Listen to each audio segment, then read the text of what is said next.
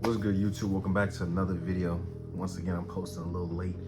Now, I'm about to try to start posting in the morning, so bear with me if I do or don't. But so as you see by the title, today is called Cut Them Off. And it's very straightforward, meaning like we have to learn as men and women of God that like you have to cut off people in your life who are not, in a sense, called to be in your life, who are not like men and women of God. Like, meaning like, if you're, let's say your family member is not a Christian, you don't just cut them off like, you're not a Christian? Bye. No, you continue to live your life and you continue to preach the word to them and you pray that they receive God. But it's one of those things that if you see them partaking in, like, let's say going to the club and doing that, you can be cool and say like hi and bye and talk to them, but you can't sit there and be like, okay, I'm gonna go to the club with you, I'm gonna do this and that and the third. You have to understand that you have a, what's the word I should say? Like, you have a job to do, a ministry to do, what God's called you to do. So you can't be caught up in those worldly actions. Another thing too is just like, if you are a person that's, for example, I've been in situations where like, there've been some women that look good, but you have to like, in a sense, cut them off because, you know, I don't want to go down that path and mess up and do those type of things. So, you know, you have to let go and like, let them be.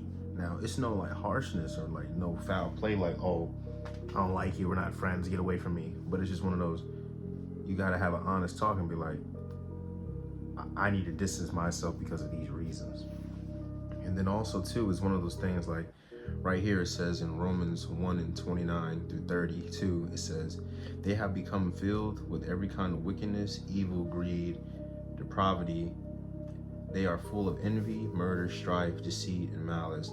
They are gossips, slanderers, God-haters, insolent, arrogant, boastful.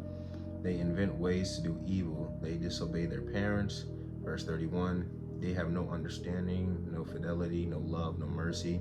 Verse 32, although they know God's righteousness decrees that those who do such things deserves death, they not only continue to do these very things, but also approve of those who practice them. And one thing I get from that, just to like, the reason I read that was just like, you see there's these type of people who do these wicked craziness in the world. And it's one of those situations, God obviously don't want you a part of that. So you have to cut those people off who are doing that. And it's one of those things, it's like, people, let's give an example. Like, people like, if you are hanging around a bunch of liars, you know, nobody's perfect now. Now, bear with me. I'm not saying everybody's perfect, but if you know you're around someone who's just constantly lying, you might want to back away from them because, you know, you don't want to take up their thing and now you're lying too, or you don't want to even be around people in that bad light. So like, it's one of those like, don't let your good works be spoken evil of. You know, I was watching this one thing on TikTok and it was like, he was saying like, he don't know if girls are like, how can I say this? Like thoughts in a sense, I'll say that way.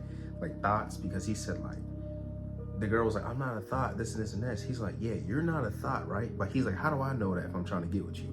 He's like, because you're hanging around with a bunch of thoughts. And he's like, forgive me if that's a little graphic, forgive me for saying thought, but he's saying like, you're hanging around a bunch of worldly women.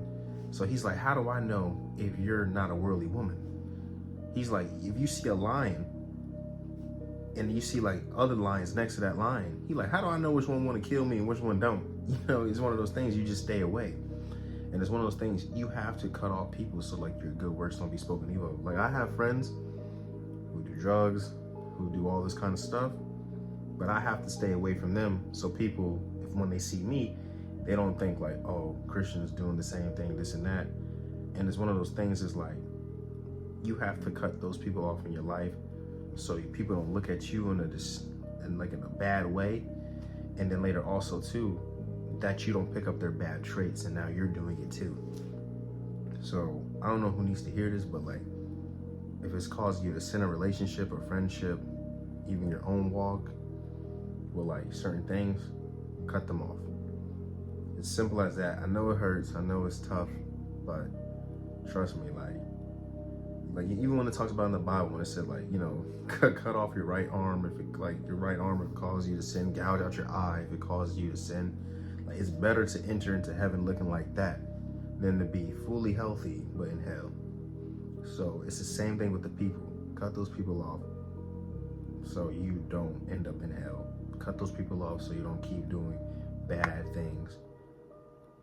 You have to make these sacrifices in order to grow in God. And that's what the next video is going to be called. It's like, what does sacrifice mean? And that's what I'm going to film tomorrow. I was going to film it tonight, but I'm going to film it tomorrow because I want to do a little bit more thinking and praying and research on that. So, I love y'all. See y'all in the next one. Peace. Writing songs just like David, this my new song, songs put the spirit in. Let's go. I don't cross my heart, I'ma move far, farther than I ever been. God gave me words when I couldn't word, let go my mistakes.